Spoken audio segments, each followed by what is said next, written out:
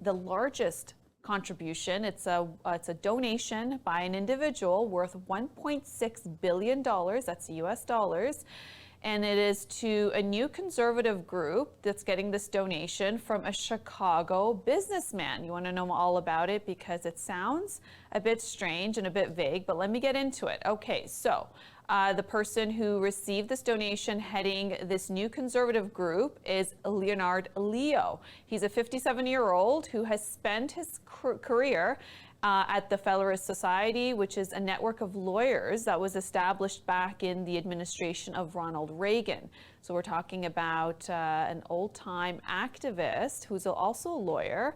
And essentially, they've been working on grooming conservative scholars, officials, and judges. And now he resides by this new conservative group called the Marble Freedom Trust that received this massive donation, $1.6 billion, largest in U.S. history. And of course, when you compare it to other countries, that is very significant. Now, in a statement, Mr. Leo, he said that he's compared this sort of donation and this fundraising as what he says is it's almost comparable to what the Democrats, or you'd say the left-leaning donor funds that come in with hundreds of millions of dollars from the likes of George Soros that you've heard about for quite some time.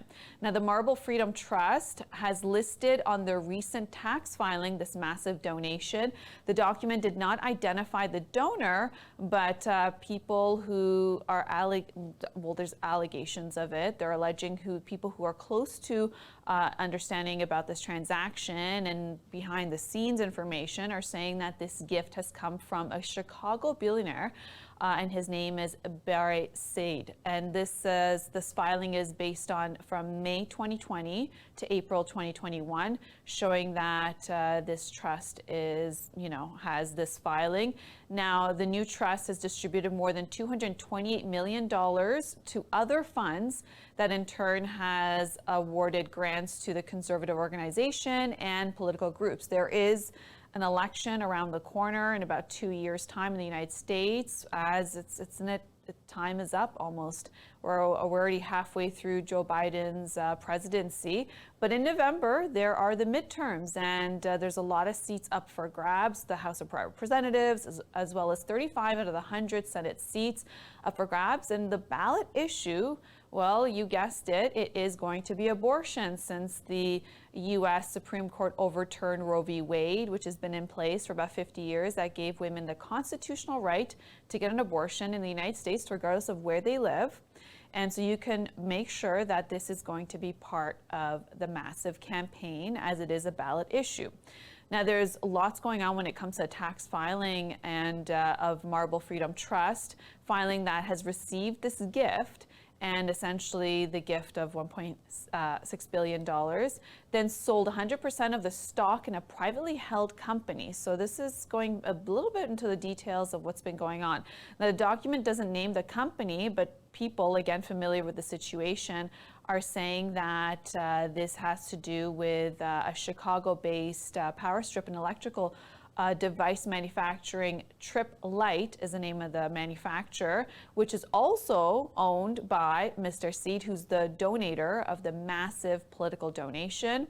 And the report filed last year in Illinois showing that Mr. Seed's name has been crossed out as the officer of Trip Light. And Mr. Leo, who is the lawyer on the new conservative group, has been added as the officer. So there's a little bit of background history here in terms of what's been going on, but it is still one of the biggest donations in U.S. history. And it's saying that, well, it's going to go in terms of making sure that they have more candidates out there, that the funding goes to the political groups, and to make sure that things are in place for when it comes to the midterm elections. Just to give you an idea, well, during 2020 campaign, One Nation, which is another organization, gave more than $85 million to Senate Leadership Fund.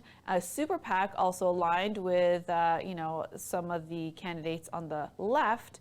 and also have spent heavily on, such things as television ad campaigns as well as digital campaigns.